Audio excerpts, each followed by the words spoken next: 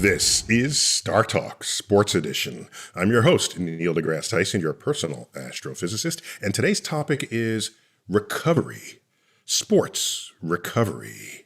And we're going to have two special guests to bring into this topic because two of the three of us in studio right now know nothing about this. So let me first introduce Chuck. Chuck Nice. Hey, Neil, what's up? All right, dude. Yeah. So we've recovered from things, but not knowing anything about it. We've got a third in the co-host here, Gary O'Reilly. Gary. Hey, Neil.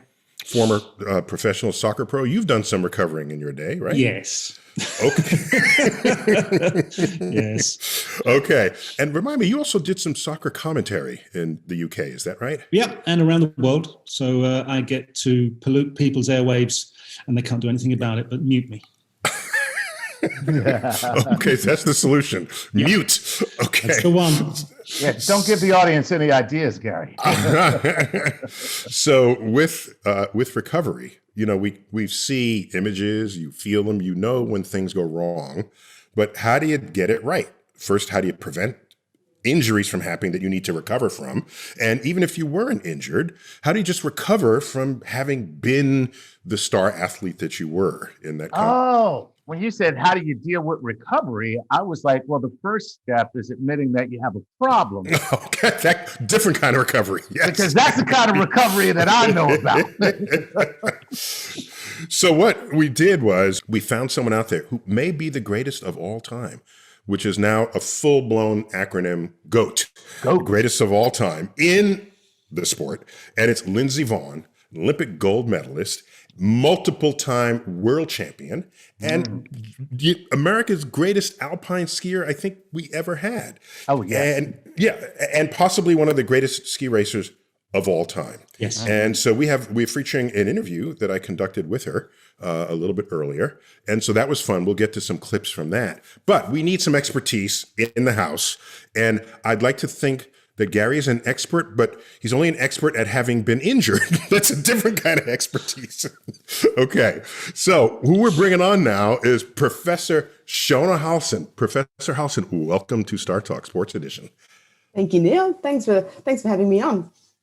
Excellent. Oh, I detect a little bit of accent there. Let's see where you're from. I got you down as associate professor in the School of Behavioral and Health Sciences, Australian Catholic University, ACU. Very nice. And a senior physiologist at the Australian Institute of Sport for 15 years. And your academic background, you have a PhD in exercise physiology. I love all of these topics because the human body and performance has been a side passion of mine. In another universe, that's what I'd be doing. So I'm a little bit jealous here. And you've published on the subject. And what I'm most intrigued is that you were the director of the Australian Olympic Committee Recovery Center for 3 Olympic Games. So wow. It sounds like you are the right person at the right time to have on this freaking show. Okay. Thanks. I hope so.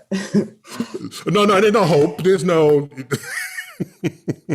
you do or you do not. You are or you are not. And as far as we're concerned, you are. So before I go to my first clip with Lindsey Vonn, Shona, I want to know from you, when did people start thinking about recovery as a fundamental part of the entire athletic experience?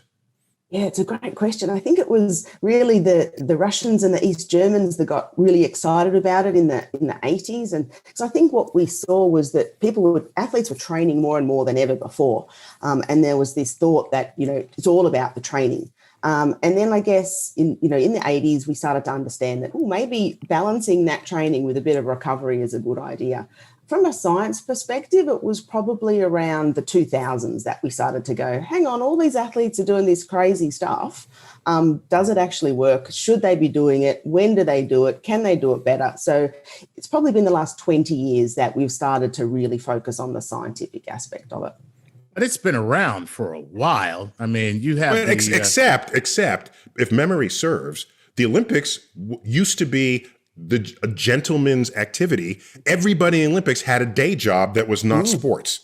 Isn't that right? And so I don't think people thought. I mean, I'm all with Shona on this, where the when people start being an athlete full time, then you have other issues. Does that correspond with your read of the timeline, Shona? Yeah, for sure. I think that when athletes have, their whole day being able to devote to training because they're not working anymore, your coaches think, fantastic, let's train them a bit more. And that can be good, but it also can be not so good. So they, obviously need to, as I said, balance that out with a bit of recovery. We all remember those scenes in Rocky IV where Rocky is fighting Drago, the Russian, and Rocky's out there, in the cabin hauling logs. Thanks for that bit of just like that. That's the sequel, Rocky's speech impediment. They're going to get to that in the next episode. But they show Rocky doing sort of very natural things, and then Drago is there with 5 scientists and lab coats around him. So Shona, are you one of these scientists and lab coats? Yeah, definitely. I've been one of the people that have done, a fair bit of the research, both in the lab, sort of measuring the athletes and testing them and seeing what we're doing with their recovery, but also in the field as well. So, as you said earlier, working with the Olympic athletes and testing them sometimes, and other times just letting them run free and observing their recovery and giving them advice and education. Chuck, you hear how she said that? Let them run free. It's like free range athletes. Free range athletes. They're so much happier when they're free range. Why do I sense I feel like a guinea pig? And they taste so much better. I'm a free range experiment. Exactly. Well, let's go to my first clip with Lindsey Vonn. And we learned from Lindsey that recovery is an important and invisible side of an athlete's life, invisible to all the fans and viewers and enthusiasts. But I wanted to know from her whether she had some particular regimen from beginning to end that oversees all that she does to prepare and recover. So let's check it out. So were you doing this in bits and pieces, or was there a total sort of package of activities that you made sure, let's call it a regimen, that you made sure you engaged? It was a program. So we would have different programs based on, was it a training day? Was it a race day? Because in any given week, we're usually racing a minimum of 2 days, training a minimum of 2. So, racing and training is not too dissimilar. The protein shake after training, replenishing all the nutrients, making sure I have my nap, making sure I don't have too many distractions.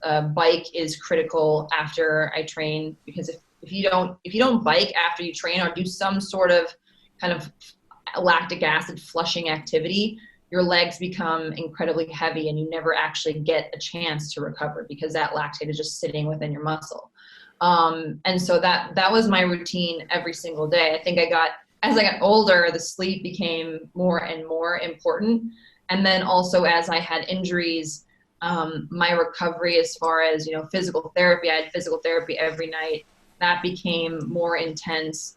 And also the preparation to be able to prepare my body to compete was much, much longer and more intense. I just want to make sure I heard you accurately. You're saying you will spend perhaps 2 days right up to the point where you're going to have to compete. So the 2 days pre-competition training, and you might have 2 days of events. And at the end of that, you say to yourself, oh, let me go spin on a bicycle. Yeah. I'm not done with my body. I know. Right. No, it's immediately. And also what we did actually was when we had 2 runs, so if it was a slalom or giant slalom where there's 2 runs, we would actually get a bike and position it in a place where after the first run, we could flush our legs out, spin for 15, 20 minutes, and then go up and do the second run. Because it makes such a big difference. You need to get oxygen and blood flow to the muscles. Again, the lactic acid that we produce is very high. And also that's why you train. We train a high volume so that you can have the endurance in your legs to continue to repeat the same high performance every day. So Shona, is what she described standard, or is this just her own cocktail recipe for kicking ass out there on the slopes? Yeah. Look, it's really common for the really good athletes to have a program and a protocol and something they follow. Some of the some of the best athletes that I've ever worked with have had that sort of regimen, and they follow it really clearly. It might look a little different for different athletes, but what Lindsay suggested there that she's doing is, sounds really common from a recovery perspective for her specific sport. Can you speak to that? What she's talking about spinning on the bicycle, and the difference between what she's talking about in recovery and what we see in an NFL game when a guy has a muscle strain or an injury, and in between plays, while the other team is out there, the other part of the team is out there, they're on the sideline spinning it the same way. What's the difference there? Yeah, look, I think it's kind of a similar approach. And what we think about when it comes to recovery, if we're focusing on lactate, which is a bit of an interesting one in itself, because we know that lactate doesn't cause soreness. We know it's involved in fatigue in some way. One of the contributors. But isn't lactate like a fake milk that you buy from the? No. No. Let me tell you something. It's in my refrigerator right now. Wait, Let me just say. I'm sorry for my ignorance here. No, but I know I'm the same way. I'm telling you, it's in my refrigerator. So lactate? Tell me what that is. Yeah, so essentially it's a byproduct of exercise. So when we use glycolysis, which is a process to produce energy, we produce lactate. And one of the things is that if you do an active recovery, so you do a warm down, you're on a bike, or you're doing something low intensity, that helps speed up the clearance of that lactate. Oh, I get it. So the pronunciation is lactate, not lactade. No, okay, so I misheard that. That's good to know, because once she said that, I was like, I'm no longer drinking this milk. Well, you guys have crazy stuff over there.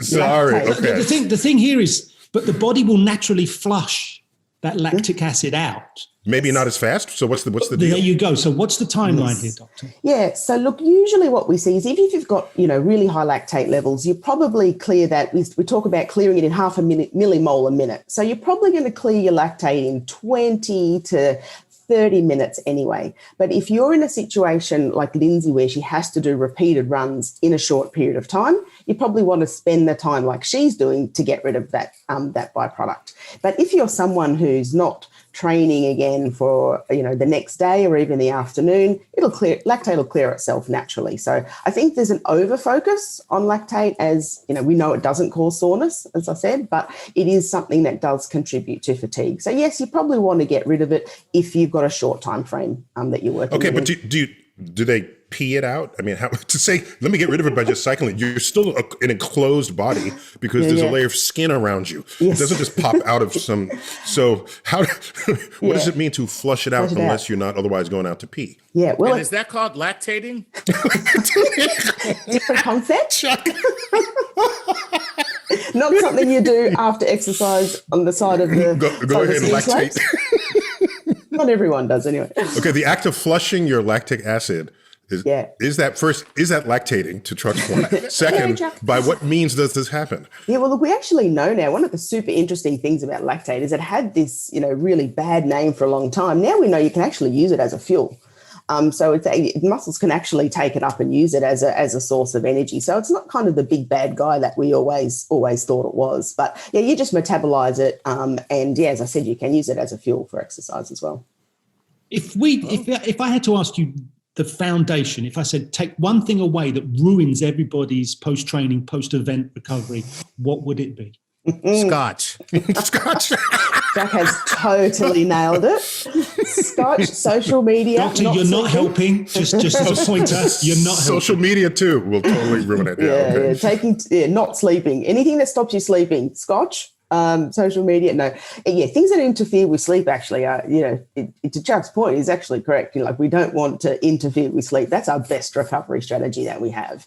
And then there's things I think that athletes might do, like long active recoveries and things like that, that probably, they don't harm, but they're probably not something that really helps either. So there's a lot of sort of things out there that athletes believe in. And, we know belief is important. So, if they're not harming them, go for it. But I think, the things that actually get in your way of recovery is probably things that are more important to avoid. And before I get to the next clip, you got to clear this up for me. Why is it that some people like a warm bath and others want to be dumped in a pool of ice. It seems to me that if you put cold on your body, that would restrict the flow of new oxygen and other things. And so, plus, I don't want to jump in a bucket of ice. So why do I see both happening? And it's left me befuddled for years. Yeah, great question. I think there's some of it's perception. Some people just hate cold water, just naturally. It's like just not comfortable. Warm water is super comfortable. It's relaxing. You can, we know relaxation is important for recovery. Yeah. So like just chilling out is good. But the ice bath also takes away, it's got the cold temperature. So it does reduce inflammation, which can reduce soreness. So it's like icing an injury. It's like putting the whole body in cold water. Oh, okay. It has an analgesic so it's the effect. inflammation. It's inflammation. Yeah. So if Neil doesn't like ice in a bath rather than in a cocktail, why don't we do something very clever scientifically and have a cryotherapy chamber, which does all of this thing super quick, and I don't have to spend half an hour sat in a tub of ice. But do they work? Do they actually work? It's interesting. We don't have as much science on the cryotherapy chamber as we have on ice baths. We've got a lot more on ice baths. But the thing about the cryotherapy chamber is air is not good at, conducting heat as water, which we know. So water is a great strategy to use. Water has hydrostatic pressure, which is also good for, blood flow and removal of those waste products. So, and the other thing, those cryotherapy chambers, while they're really obviously very cold, I've been in both ice bath and a cryotherapy chamber, and I've probably felt colder in an ice bath because of the fact that it's water. And we know that they can be dangerous. Cryotherapy chambers can be dangerous. You can get cold skin burns. If you pass out in one of those and you're not supervised, you're in a bit of trouble. Yeah, and it's happened. Yeah. I've actually been in one, and I only lost 2 fingers. So and just save your body from when we figure out how to thaw you out.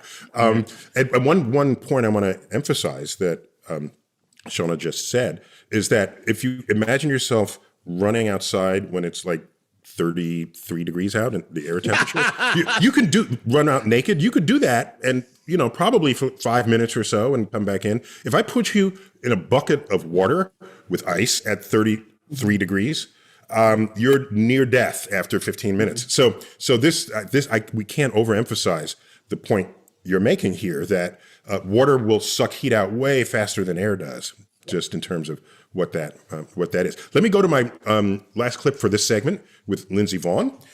We had a chat about, is it really true that you are what you eat, and how would that apply to a world champion and Olympic gold medalist? Let's check it out. So Lindsey, in modern times, the more we read about the effects of food on us, different kinds of food, different regimens, different eating habits, the more we learn that it's affecting your physiochemistry, your physiology, more than we ever previously imagined. So when you're injured and there's inflammation, of course, there are all manner of drugs that can reduce the inflammation. Were there any food regimens that in your world serve the role of what in a previous day might have been some pill you took or some other drugs you were injected with? I personally try not to take any sort of painkiller. The only thing I do take every day still is anti-inflammatory, but also Epsom salt baths. Obviously now there's a lot of science out there that says that meat causes inflammation. So I usually try to stick to fish and veggies. And also wine. Like I always felt very inflamed after wine, and also hydration. Water is, people really don't understand how important water is. And if you're not able to flush all of the toxins out of your body, they will remain there. And a lot of people also don't drink good enough water to where it's actually being absorbed within the cell. So, but Lindsey, the real problem is you're not drinking good enough wine. You see that? Hey, maybe you're right. I've got it all backwards. You got it all backwards. So, Doctor, apart from having Lindsey got it all backwards, as Neil says, is that kind of standard? Is there a standard nutrition recovery for athletes, or do we get to a point where I have to have certain nutritions because of my event, and actually, you know what, there might be a genetic thing where I have to be careful, or these things work better for me? Are we at that kind of level now? Yeah, I think from a nutrition perspective, we are to some extent. So athletes will definitely have, the really good athletes will have their own program of what they eat and when they eat it, especially around competition, especially when you're in a foreign environment and, you don't know the food, you might bring your own food. Like there's lots of things like that where we're getting more individualized. And so the prescription of what an athlete takes is quite specific to them and their sport. So taking into account the demands of their sport. But when it comes to some of the more, little interesting things that athletes might do that's unique to them, that's probably not really grounded in any science, there's a lot of times we sort of think, well, look, if it's not doing any harm and it's something that they might be a little superstitious about, which we know happens, then, we say just go for it. And from a genetic perspective, there's some things that we're seeing now around, celiac disease and some of those types of really specific issues that we're starting to understand more about. But in terms of just, generally, is there genetically some foods that are better than others for us? At this point for the elite athlete, we're not at that level yet. We do see athletes that attach to trends. Like, so they'll watch a documentary on something that shows that, not eating meat is good or not eating, dairy is good. And then all of a sudden, without any basis to that from a testing perspective from themselves, they'll go, oh, okay, all of a sudden now I'm vegan. All of a sudden now I'm going keto. And then the dietitians have to work really hard to either tell them that they're not and test them and prove that they're not, or sort of work in with, with what they're saying and try to do the best they can in that situation. So you mentioned keto, you mean a low carb diet, like cavemen would have done. And cavemen live so long, it's exactly the kind of life we want to emulate. Yeah. Exactly. I want to be a grandfather by the time I'm 13 because I'm going to die in 4 years. That's right. We got to take a break, but when we come back, more of my exclusive interview with Lindsey Vonn, and helping us, guiding our analysis of her recovery regimens is Professor Shona Halson. We'll see you in a moment.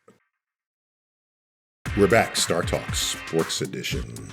I got Chuck and Gary. Chuck, Gary. Hey. Just thanks for being there, because I'm surfing blind here for half of what we do. So I'm glad, Gary, that you can anchor that. And Chuck, I don't know why we have you. Now we're in the same boat.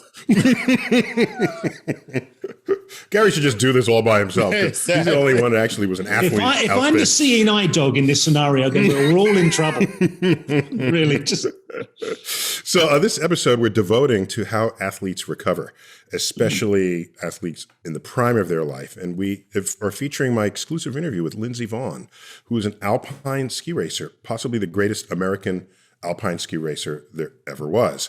And in the first segment, we looked at sort of training and race recovery, different regimens someone might go through. And Professor Shona Halson is helping us out here.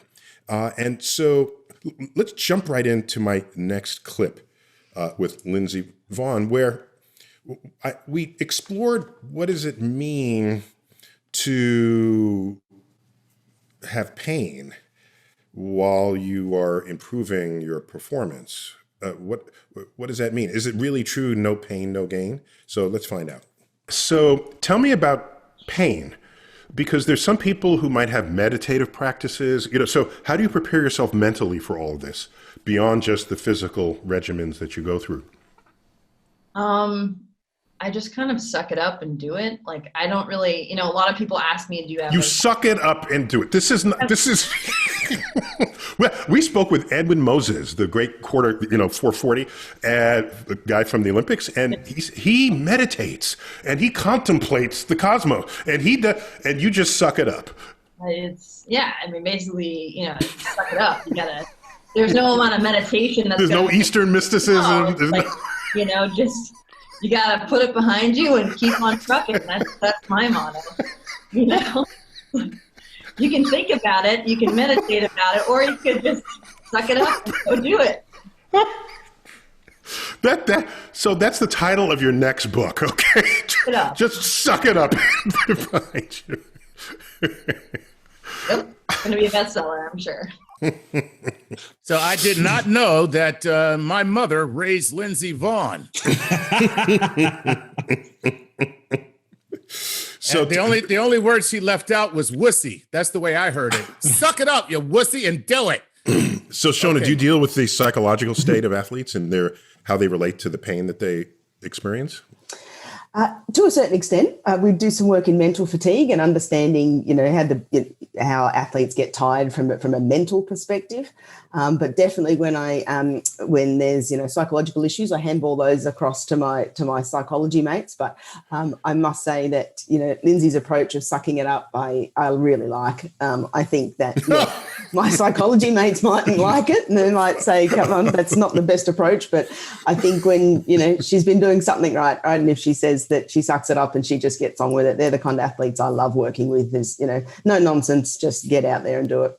All right, so now let me ask you this, and as from a medical perspective, are there people who register pain at a higher intensity than other people? Because if there is such a thing, that means the people that are lower on the intensity scale would probably feel like suck it up and do it, because it's actually easier for them to do that. Good point. Yeah, great question. What's up with that, Shona? Yeah, no, that's true. People do register pain at different levels. And that's why we always compare within the individual. So we always compare to what someone's normal, baseline information is great. So comparing to, if someone's always a 2 out of 10, but then one day they might be a 5, we go, oh, that's okay. That's a bit of a worry. Whereas if someone's always 5 and they jump up to 6, we might be like, oh, 6 is whatever. But I think, isn't it more subtle than that? So, for example, Chuck, was it you who we both put our hands in a bucket of ice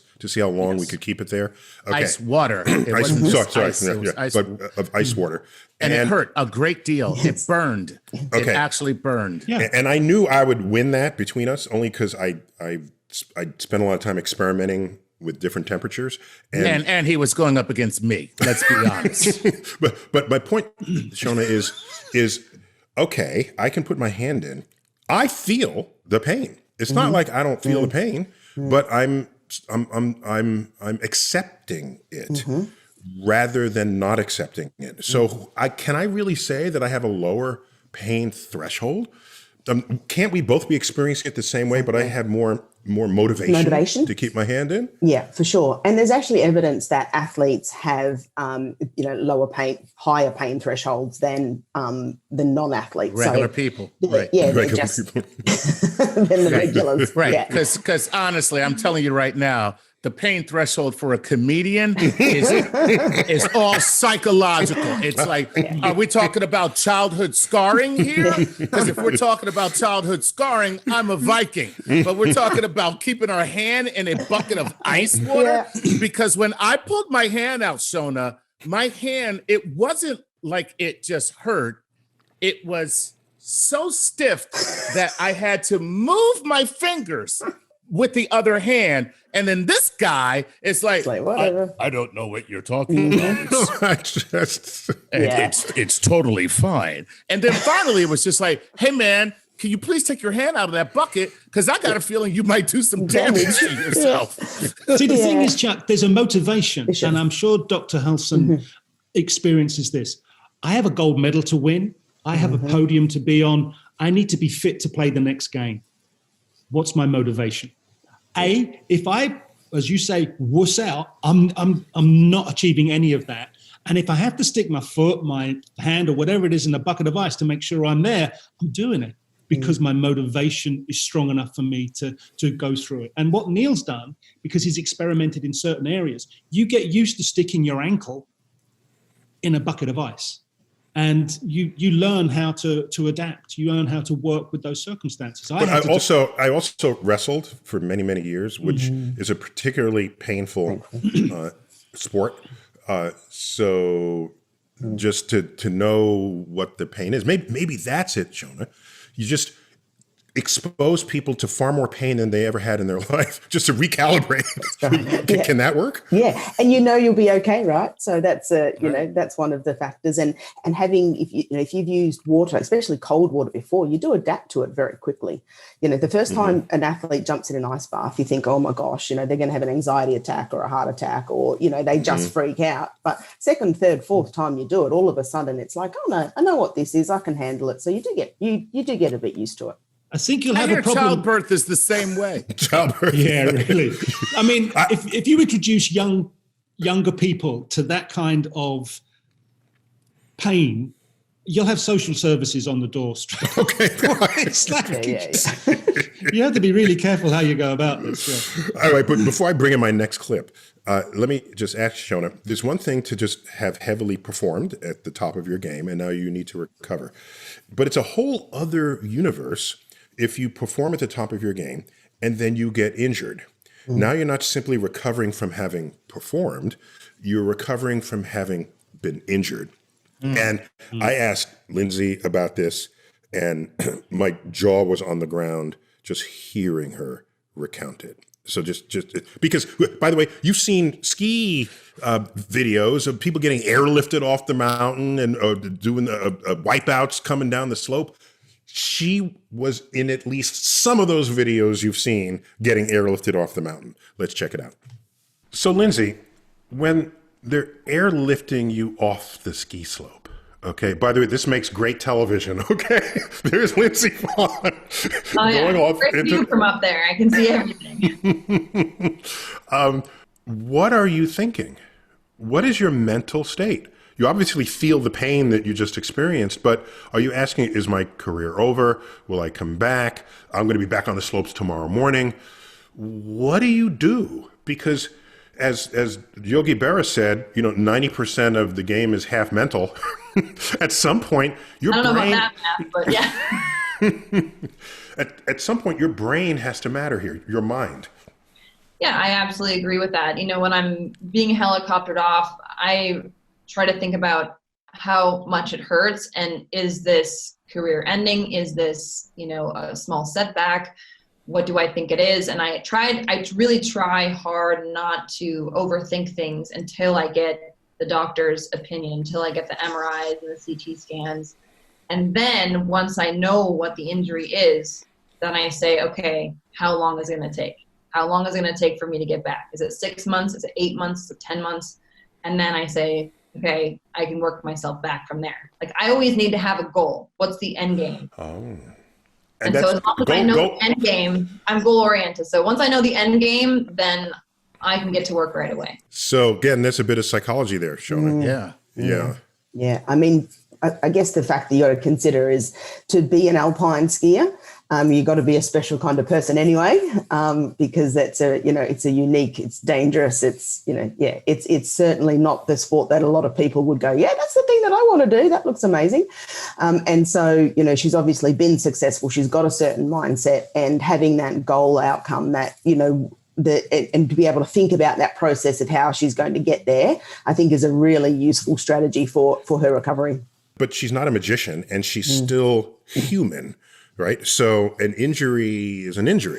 So how do you, in your sort of recovery universe, how do you, I remember the old days, you would sort of immobilize it and say, don't move for 6 weeks. And clearly we've evolved from that. So where is the state of body damage recovery today?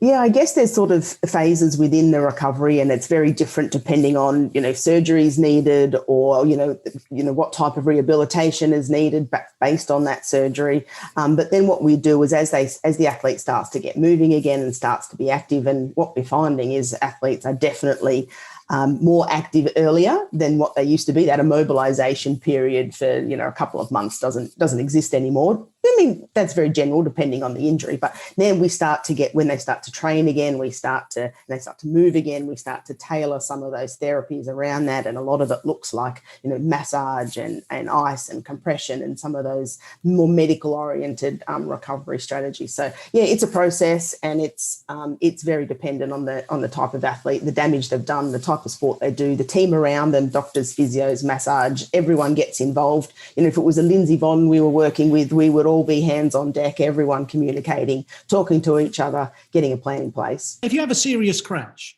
like that and you get airlifted off a slope and it's TV footage all around the world, you can rebuild the body, hopefully. But how if you don't get inside the head and realign that athlete's thinking? It's a problem. So is that as an important process as recovery for the body, as well as recovery from a crash like that mentally?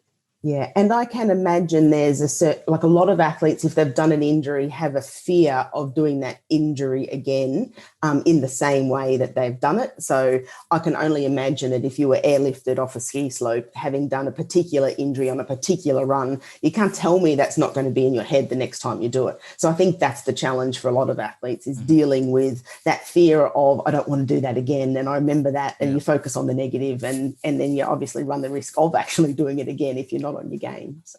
Yeah, because I think the answer of getting airlifted off a ski slope is God wants me to swim now. Yeah, exactly. And that's it. How you do your injury matters. Like if you're a swimmer and you do your shoulder because you've done 50 billion laps in your life, that's different to falling off, having a really bad crash and hurting your head or hurting your knee or whatever on a ski slope. So very true. What happens? We've spoken to some of the top surgeons on this show, particularly Dr. Kevin Stone, who's a knee specialist. And he said some athletes cheat the recovery time, and they teach him about how you recover. How do you cheat as an athlete the recovery time? Because basically you have that surgery, it takes this long to recover. So how do they shave the time off? What are they doing? Yeah, and I think part of it is that elite athletes are so unique. You look at the scientific data and you say, yes, that's how long it takes. But then you go, well, we don't deal with the 0.0001% of the populations in our in a lot of scientific research. So that's right. They're not in your data. No, that's right. They're not normal. Oh my gosh. They're like not in the large scale data sets. Four standard deviations away from the mean, these guys. They're so unique. And so sometimes we can't treat them like we treat every other individual in the statistics. You can't say this is the average this or this is the average that, because they're way out of it, a lot of them. So we have to treat them on their merit. Just to quantify, 4 standard deviations away would be like 1 in a few million. Is that right? 1 in 10 million? yeah, something big. Yeah. Big, yeah. 1 in big number. Yes. Yeah. Like someone like Lindsey, right? You're a super athlete. You're one of the ones that is at a high level, repeats it, not just once, but over numerous times, over numerous years. They're super elite. We don't have a lot of data on them. So you just got to, maybe they're not cheating the system. Maybe they're just being them, and they're just special. We're going to take a quick break. And when we come back, we're going to the third segment of StarTalk Sports Edition, which we like to call Shoot the Shit. And in it, we'll have Professor Shona Halson just telling us like it is and possibly giving advice for people who are aspiring athletes who want to be at the top of their game when we return. We're back, StarTalk Sports Edition. We've got with us Professor Shona Halson, who's dialing in from Australia. Thank you. You're 13 hours, 14 hours in some direction or another away from us. Thank you for being on the other side of the world and contributing to this show. We're talking about recovery, and this has been your entire life professionally. And I'm just curious, are there any outliers that you saw, like somebody who either should have been injured when something happened to them and they weren't, or some freak injury that you've never seen before? Tell me about some of the outliers in your life experience.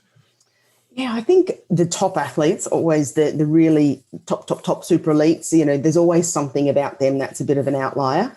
I think some of the ones that I find most difficult to deal with are the athletes who are exceptional at what they do, but they don't follow any of the rules when it comes to recovery. So it's like they're kind of good despite of the fact that they sleep really ordinary and they don't do any of the recovery practices. And so for them, it's kind of like, well, you're just good anyway. You're just genetically gifted, or, you've been doing your sport since you were a kid. And so you look and you go, you don't fit the mold. Like you're not doing any of the things that you're supposed to be doing, and you're still really, really good. And so they're always, it's easy when someone's doing bad things, you can fix them and you can see their performance change, and that's really rewarding to work with. But then you get the ones and like, you're just good anyway. You don't need me. You're doing everything wrong. And trying to work with those guys is always a bit of a challenge. There's some sports, for example, like the NBA, where, you've got, and I've worked with a couple of teams, and, some of those players are real challenges to work with, right? Because they're like super good. They don't do much recovery. They don't sleep because they're playing, across different sides of the country all the time.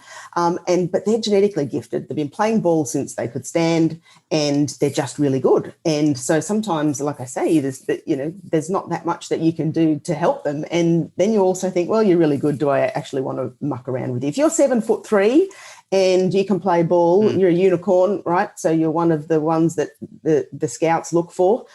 You're just going to be good anyway. So sometimes there's scientists are like, well, just step back and you do you, because you're obviously, you're doing something right.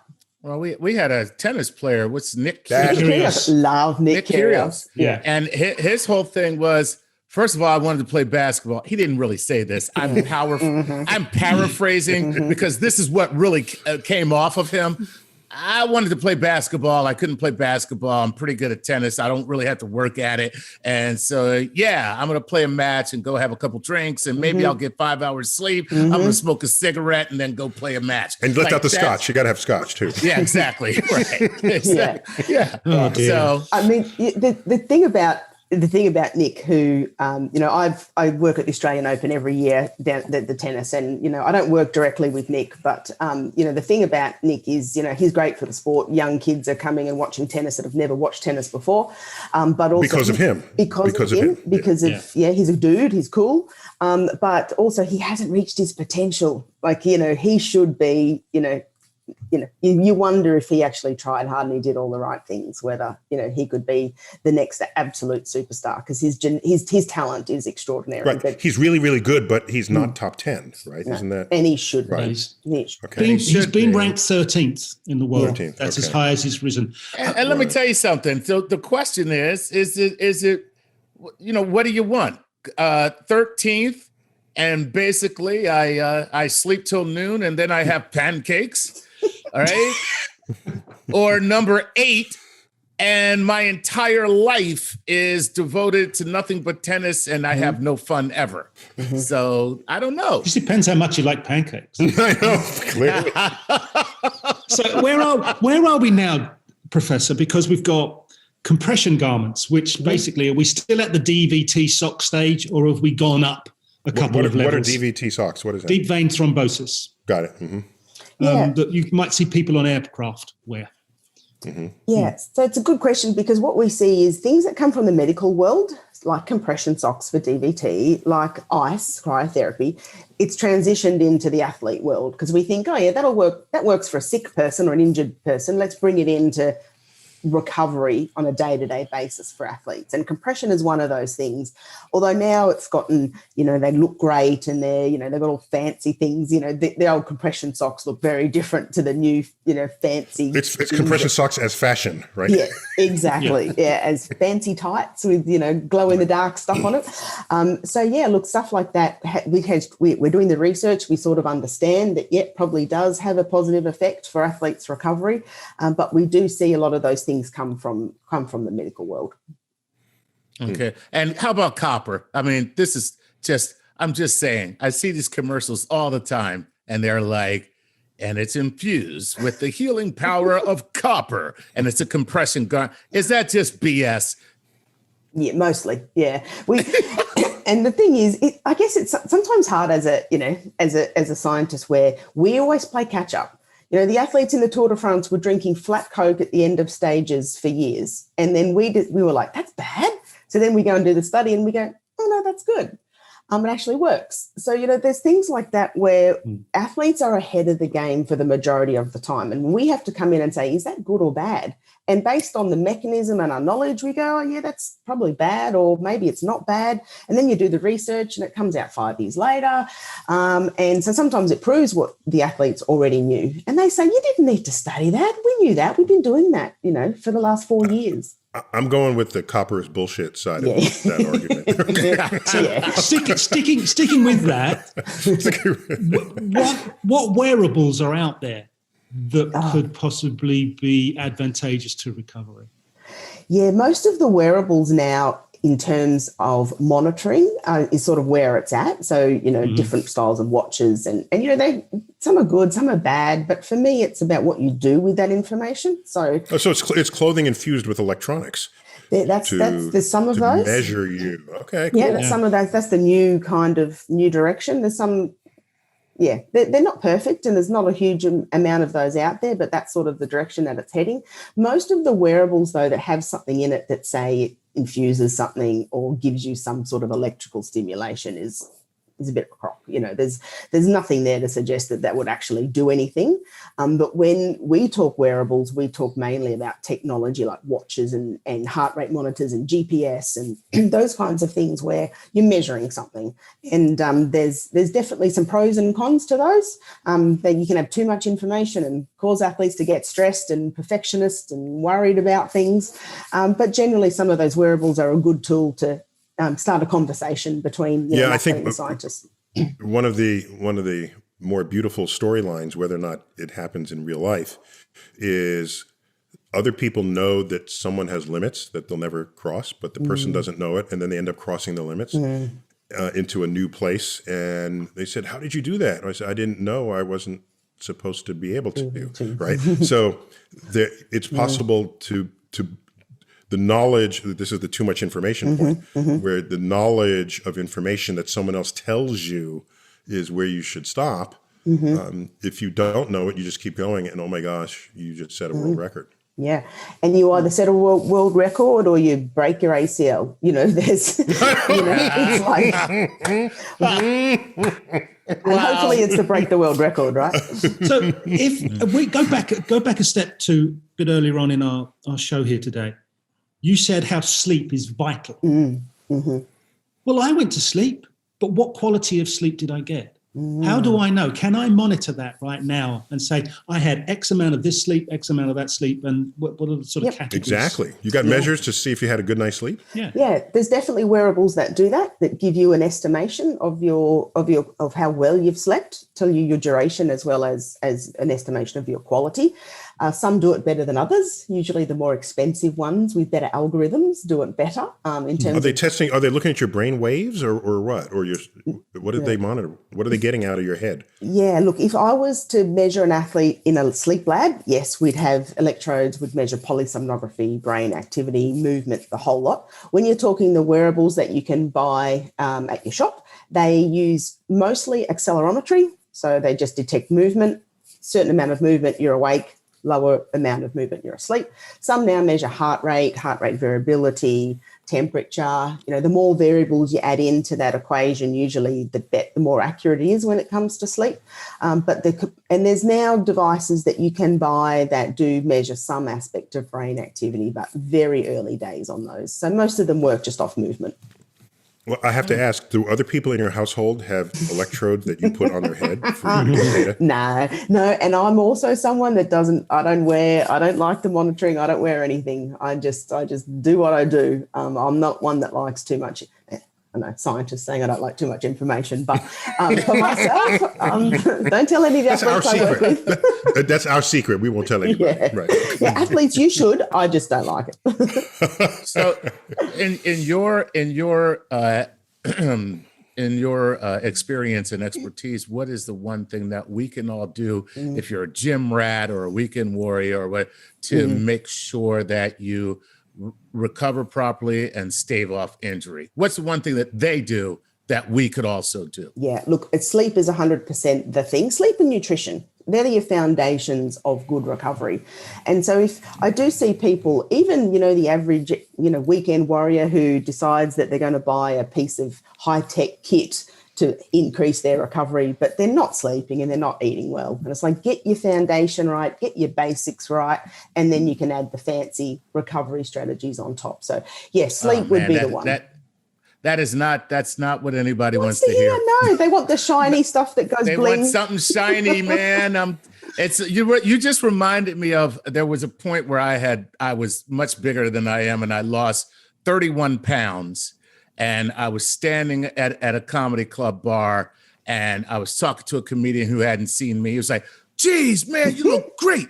God, how did you do this, man? Look how thin you are." And then this lady said, hey, I just heard that guy say that you lost a bunch of weight. And I was like, yeah, I lost 31 pounds. She said, how'd you do it? I said, well, actually, I started exercising at least 4 times a week, and I changed my diet completely. I cut out like sugar, and I just ate like a lot of vegetables and lean protein. And she went, F that. Who would have thought? Diet and exercise. Yeah, Exactly. yeah. Yeah, people don't want to hear Can't I the take a hard pill? stuff. Give me a Everybody pill. wants a secret. They just want the one secret. Yeah, That's hack. it. Everyone wants to hack. Hack my day, hack my sleep, hack my life. It's like Right. sometimes you just got to By the way, work. that exists in basically every profession. I even tweeted about this once because I was tired of hearing it. People come, they eat a meal prepared by some master chef, and then they go to the chef and say, "What's your secret for this?" As though, oh, just do this and you can do this too. No, the secret is, I went to chef school for 8 years. That's the secret. Do the work. Yeah. I learned not to That's- burn stuff. That is funny. What's your secret? I spent 40 grand at Culinary Institute of America. Surprise. But anyhow, we actually got to call it quits there. But Shona, thank you for coming on and helping us bring nuanced insights and academic understanding to what Lindsey was sharing with us about her life as an athlete. So thank you. Is there anything we need to know about what's coming up for you? Look, coming up for us really in my academic world is we're just looking at lots of more sleep research, lots of more good interventions, understanding athlete sleep. I'll be working down the tennis in a couple of weeks down in Melbourne at the Aussie Open. It'll be In about Melbourne, 40, okay. about 40 degrees. Well, actually, Celsius. So it's a little hot, not cold. Yeah, summertime there now. But right now we're recording in January. Yeah. Yeah, it's hot, about 1,000,000% humidity here at the moment. So, Okay. Well, stay active and keep that going because we need you because we see the products of what you do in the talents of the athletes that you touch. So thank you. Chuck, always good to have you. Always a pleasure. All right, Gary. Thank you, Neil. You all be good. I'm Neil deGrasse Tyson, your personal astrophysicist, as always, bidding you to keep looking up.